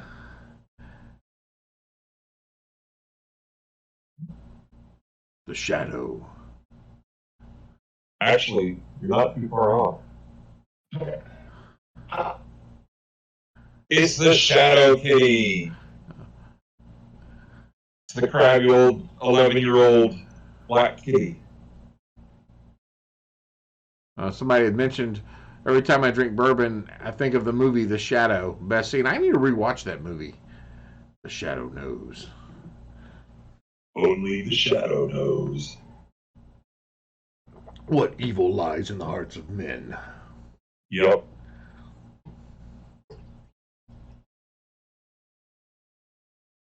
Between the Shadow and the Phantom. Phantom, hands down, out of the golden era, the Pulp Fiction era. Yeah. The Phantom, hands down. Yeah. Shadow Kitty there just reminded me I can start posting in pets and selfies soon. I finally live with the cat that is my fur child. We have 3 fur babies. I have an asshole with 4 legs. Huh? You have an asshole with legs? I have an asshole with 4 legs. He's half Chihuahua, half miniature pincher. Oh. He's 100% asshole. No, I'm sorry. That's 2 assholes with 4 legs. Here, say hi to everybody. Say hi to everybody. Okay, now you can go. Because I know you really want to go. So, for enemies. No. Now I have. For enemies. I have the house right behind mine caught on fire late last year, so there's nobody living in it right now.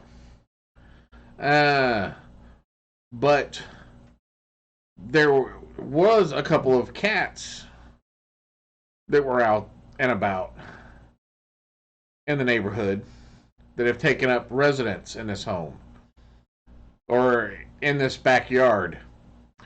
And I said there were a couple of cats. Every few months now, we find a new set of kittens roaming around. Oh. There are probably at least 15 cats just behind my house. You need to catch them, get them spayed and neutered. Yeah, they're. Get yourself a county cat trap. Or does your county do that? I don't know if the county does that or not. I know the lady on this side of me has actually been feeding them. Yeah. Feeding them's okay, because it gets them used to you. But there are like, we've got a group called Happy Tails near us, and they'll take and they'll loan you out a cat trap so that you can trap a cat and bring it.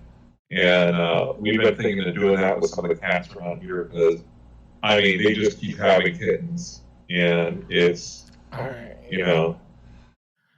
bad. Back to the live. yeah, best sorry. joke enemy you ever threw at your players. Best joke joke enemy. Oh, Bob. I don't think I've ever thrown a joke enemy at my players. I have thrown creatures that I have named after people I wanted to, slap around in real life. Old managers, things like that. But I don't think I've ever had a joke enemy.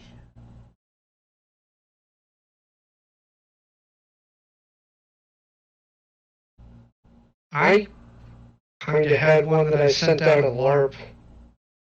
They never got to meet that character, but they met a lot of the things that he kept throwing at the town. There was a gnome named Gizmo who was in love with the town and just loved the heroes that went there and wanted to give them gifts. But he also knew that they were all a bunch of murder hobos and wouldn't accept anything without violence. So he kept on making horrible traps or horrible things that would come to town, and when they would be slain, they'd explode in confetti and then prizes would fall down. That is great. This Gizmo sounds like a D&D version of the Joker. Hello, players. Think more of the Riddler in the earlier versions, where if you outwitted him, it wasn't a super insult. It was, oh, congratulations, here's a prize. The antidote for the poison you accidentally drank at the beginning. Yeah. Matthew Chick said, I think my own favorite is I sent a bunch of Might mercenaries named the Blue Meanies. Oh, God.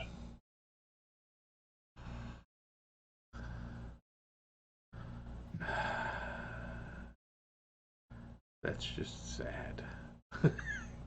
A big, if I remember correctly, a friend of mine had a big hill giant grappler who we had to go up against, and he was named Dr. Death from the wrestler Dr. Death, and it was almost too much. I said, right, says, what's next, Big Van Vader? You just made me realize I haven't sent joke enemies at my players, but in the Phantom game, my homebrew, the first hospital in that game that I created, my players had gone to, was called the Mary Shelley Memorial Hospital. And the head doctor there was Dr. Franklin Stein.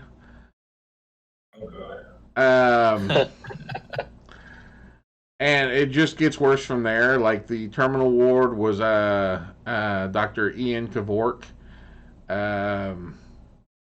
Yike. There was the head of the ER was Dr. Booker. And that's going to be a tough one, but there's a joke in there because if you think ER and you think the term Booker, those two actually go together, because there's an actor that played in a television series ER, but he also played a character named Booker on another television series. That would be George Clooney. And I had several of those. I think the Doctor of Pharmacology was Dr. Philip Good.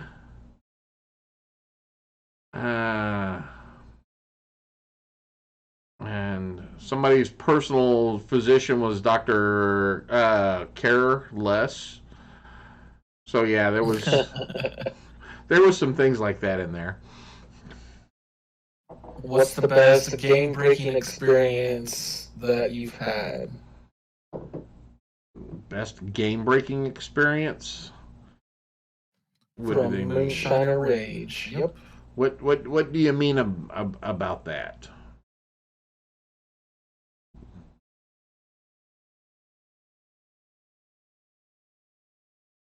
You mean something that breaks up the game, or something that just interrupts the game? I read it as that the game breaking experience, like someone broke your game. Yeah, players who broke your game. I've never had my game broken.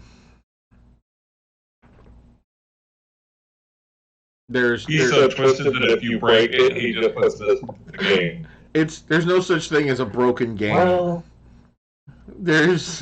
you cannot break my game. You cannot break any game that I run. Thank you, something Foundry. Hills Hall Foundry. Hills Hall Foundry. Thank you very much.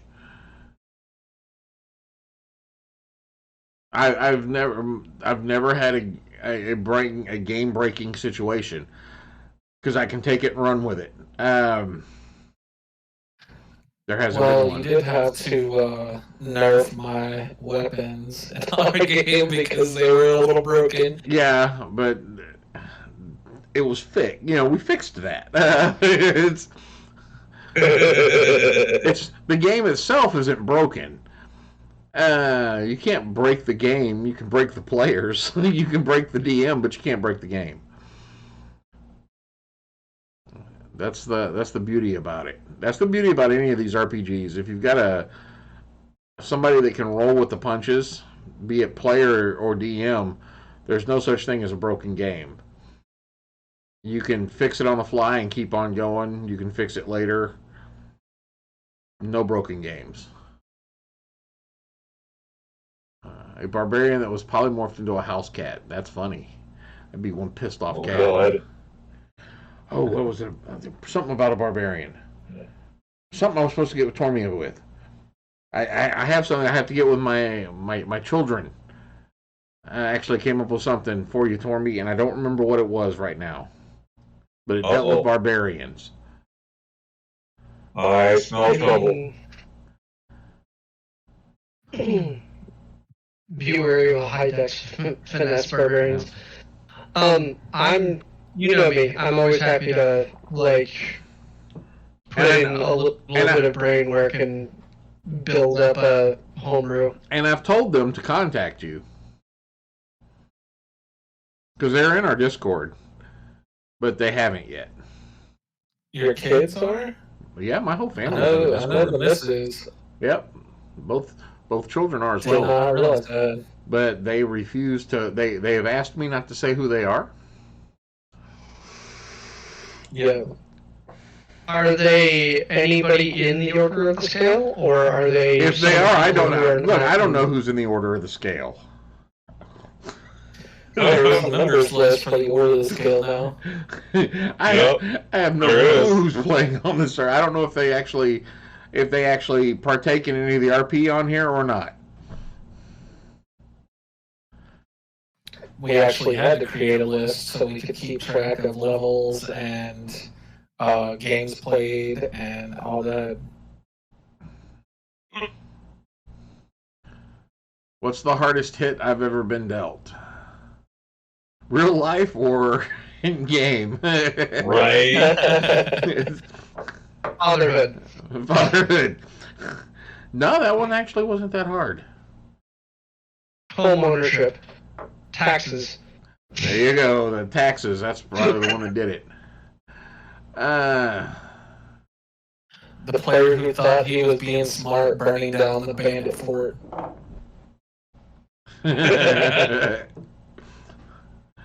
Let's see though. I don't know. I don't think about things that. Augie Doggy says, I've created a species of characters that are dogmen named Barbarians. Augie, you might as well just come to the Discord. You're going to fit right in. One of us. One of us. Yeah. Oh, he burned the bandit compound down, but he forgot about the stolen gunpowder. I did when I was playing a game. When I was playing a monk who was the last dragon. He was the only dragonborn in the entire setting, and we're fighting this bad guy, and somehow we ended up in his compound, in his storage room, and we were running from him because we were in his castle, at the base of his castle or something, and all of the guys were coming down, and we were trapped. So our wizard starts preparing a teleportation circle to get us out of there. And no, he was doing dimension door, something. He was getting us out. And the last thing I did was, all right, so I see a barrel of gunpowder, right? The DM goes, yeah. I said, well, I still have a charge of fire breath left. So right before we stepped through, I breathed the fire onto the gunpowder. What he didn't tell me was that there were several barrels of gunpowder within this area that we were in. And he goes, all right, now you're out. And he goes, hold on a minute. And he just starts rolling dice. And I'm thinking, oh shit, we've done fucked up. Zen was running this game. And he starts just rolling these dice. And he goes, you see the castle implode on itself. Because apparently the gunpowder set off a chain reaction of all the explosives in the storage, destroying the foundation of which this castle was built on, causing the castle to crumble in on and killing a bunch of people. And all I could do was look at him and go, how much XP is that?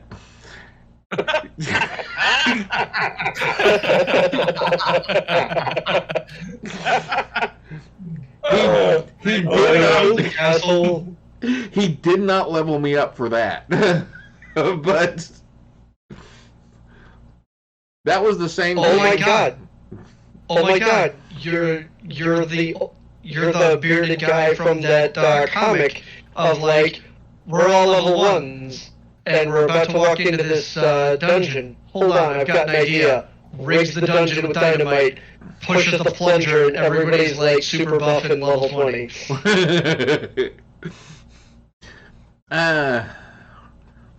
That was the same game where we had I think that was the same game where we had the Paladin that was kind of creepy. Like the guy that played it, he played it as like a creepy guy. Like, oh, you need healing. Here, let me lay my hands on you. Okay. Yeah, he played it off as a really creepy paladin. Nobody wanted to get healed. Just let me bleed. Just let me die. Please, just let me bleed. Let me tell you the ways of Xeris.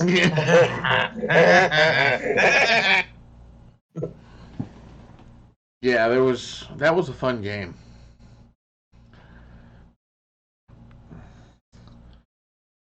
Matthew Chittick said, the last dragon, did he say, I am the master? I am the master. Oh, God. I've actually gotten the idea for the character after rewatching that movie. That's one of my all-time favorite movies. Who's that? I love that movie. Who's the master? The barbarians are mortal enemies of the species called the Lumpus Cats.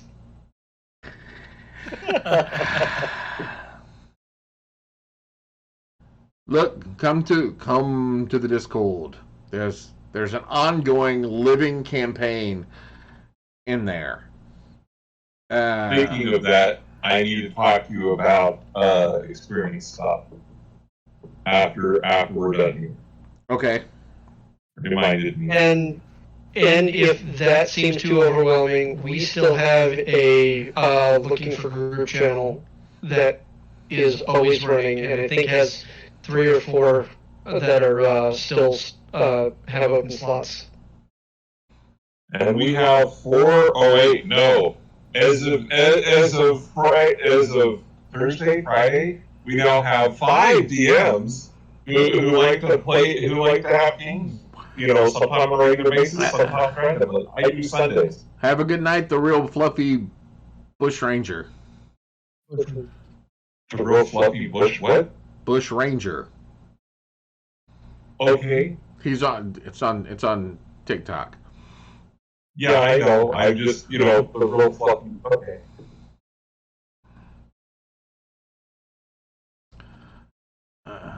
Laters. So yeah, 5 DMs now. Wow. For just that world, then there's plenty for other Hi, things. I'm Brent, God of War.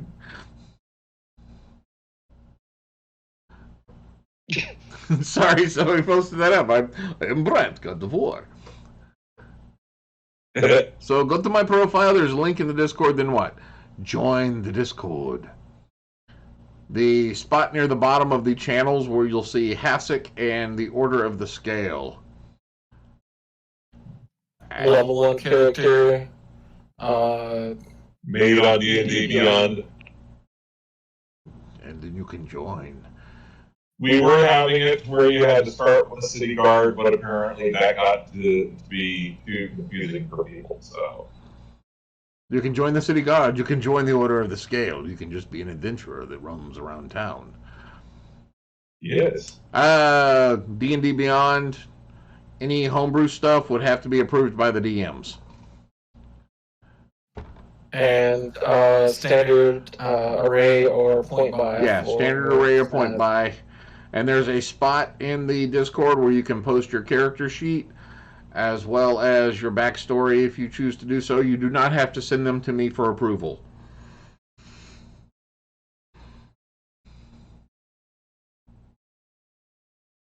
Thank you, Ara. If you are having any trouble like getting acclimated to all the channels that we bug somebody on the Boss Monsters team, we are happy to point you to the correct places. And the Boss Monsters can also help with your introduction of your character into the game. On what days do they play? They play every day, all the time. There's games going on right now, I'm guaranteeing. There's probably people in the rooms RPing right now. It's not a game. It's not a game. It's a living RP. Yeah, there's something always going on. There's a constant RP going on in there. Except the 4 o'clock in the morning. Some of us are just too tired. I do run. We do run official games for the people. Sunday, Thursday, and Friday. Sundays, Thursdays, and Fridays. Apparently.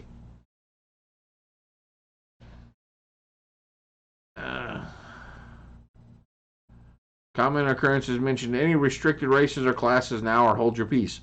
Are there any restricted races and classes? As long as they're official D&D classes and races, I have no problem whatsoever. Like I said, anything homebrew has to be approved by a boss monster. I believe anything that is UA is good to go for now. UA is good to go.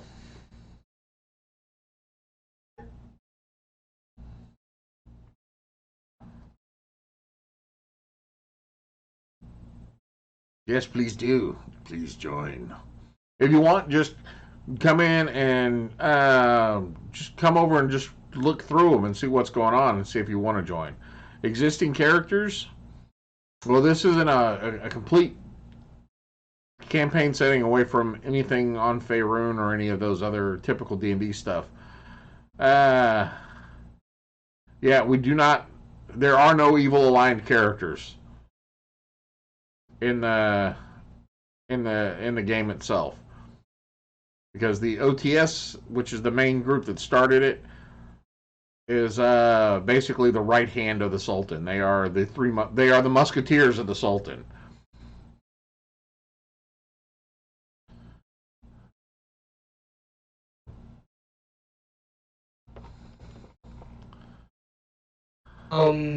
Pre-existing characters, as long as it's the level 1 and it fits the other prereqs, should still be fine. Yeah. Because to play in the games that are run by the DMs, when they pull and actually run a game, those are leveled characters. So you want to, half a Lithid, half Beholder. It's not an official character race. That would have to be looked over quite well by the DMs. That would probably have to be a discussion with all of the DMs. Yeah. So I'm gonna say probably not. Is there something knocking your stuff out? That was me. Okay. I've got my feet up on the thing that's got the computer on it. Lee is just pretending to be a cat. Okay, because I can't see. Oh, there you go. Okay.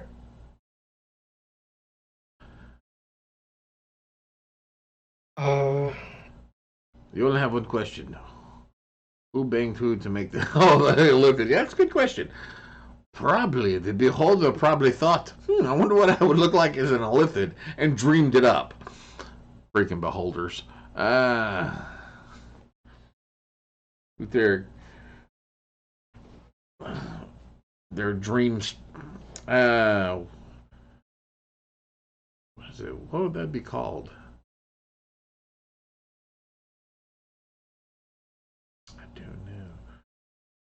A floating mind. Well, no, I'm just trying to think. Dream procreation? Because that's how you get new beholders, is one dreams of another one.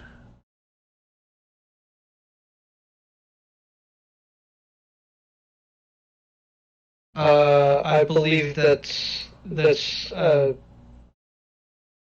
don't know what the actual word is that just a wet dream?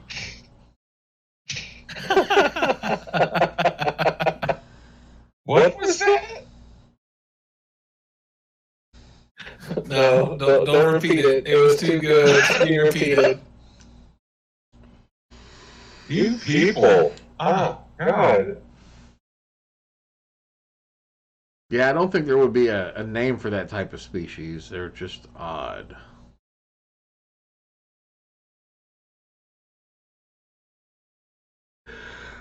Alright, guys. Yeah.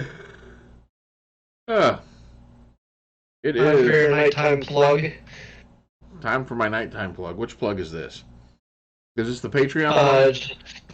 This is you finishing off, or running the list one more time and then saying goodnight. Yeah. And doing a couple more minutes over on Discord. Alright, so yeah. Guys, I'm going to call it a night here on Twitch and on TikTok. You can still catch us for a little bit, at least me for a little bit longer. I don't know how long these other guys are going to stay on, because they're freaks. They're going to be on. They're going to be on late. Thank you for the confetti. So this helps out. All of this helps out. And thank you very, very, very. Jeez, thank you, sir, or madam, sir. Thank you. Thank you very much for joining us tonight. We'll be back on Twitch tomorrow night with our Black Door. We will have our Black Door game tomorrow night as our adventurers decide whether they're going to travel farther into the sewer system or not. They decided no witnesses, so we'll see how that goes. And then on Wednesday night, I will be over with the Chaotic Rollers on their Twitch channel, and I will be Brant, God of War. And then Friday night, we will finish up the escape from the prison with with Yuri's Blade, and hopefully none of them die, and we don't have to retcon a week of RPing in. Oh god! Yeah, no shit. Because that's gonna mess a lot of things up. Timey-wimey stuff. Oh no, it won't, because I've decided that there have been doppelgangers in the group if one of the characters actually dies. Oh, okay. They've been replaced by doppelgangers. Yeah. Like I said, there's nothing game breaking. It was a dream sequence. It was a dream sequence. Ooh. No, so yeah, you can check that out. And if you like Thank you, Al. us doing this sort of thing, down here we have the Patreon link, and we really appreciate y'all. Go to the Patreon, help us out there, because that will help me get new equipment. It'll help get us more stuff to put in the giveaways and do more giveaways and all of that good stuff. And there's 3 levels on that. There's the NPC level, which is $3 a month. There's the major NPC shopkeeper level, where you actually get in and can create an NPC that I'll use in one of the games somewhere. And then we have the approved player level, which I run an approved player game once a month. And right now it's once a month. If we get more approved players, it will be more. We'll see how it goes as we get more people in there. And also, levels cost $3, $10, and $20. Yep, $3, $10, and $20. You can see that when we get over to the Patreon. It also gives you access to a whole other section in our Discord, where you get early access to the homebrews that Tormy spits out like a machine. Gets you access to the Parliament channel, where you get to vote on things. Like the vote thing we're going to be voting on next will be what goes in the box next. And stuff like that. You can just get some extra chat channels in there that you get to interact with us more directly. You can always subscribe here on Twitch by clicking subscribe using your Amazon Prime, because if you're not using it elsewhere, you can give it to us. We'll use it. We'll put it to good use. That is all I think we've got. And on those on Twitch, you can all of this stuff right there. So you can't see that on TikTok. I'm pointing over here, and there's nothing for you to see. You got to come to Twitch to see that stuff. That's all I've got for now. So I want to thank y'all all. And anything else, guys? Job and sponsors. Sponsors. Yes, we have a wonderful sponsors. We have DemonDice.ca, which is sponsoring our dice giveaways for like the next year. And Freeze Productions, which has a lot of cool. I don't have any of Freeze's stuff around me within grasp. But Freeze does all kinds of like 3D printed stuff. Point to the things on your wall behind you. Oh, yeah. This was done by Freeze. It's hard to see because it's not in focus on that, but it's 3D printing. He does 3D printing. He does laser etching. I'm surprised. Where's my other dice? Somebody stole my dice. Oh, no. Here it is. Dice box from... Yes, it's from Freeze Productions. This particular one, not only is it a dice box, but you can take the lid and roll the dice in it. Isn't that great? And they all, that would have been neat if they'd all gone back in where they were supposed to. But they didn't. This particular one has the logo for our black door on it. But Freeze does all kinds of stuff, laser etched maps on leather. He did the Dragon and the Thief game, which he's put on there, which is awesome. all kinds of stuff. So yeah, those of you on Twitch and TikTok, like I said, come over to Discord. We'll talk a little bit longer on that. Till then, go forth and roll some dice.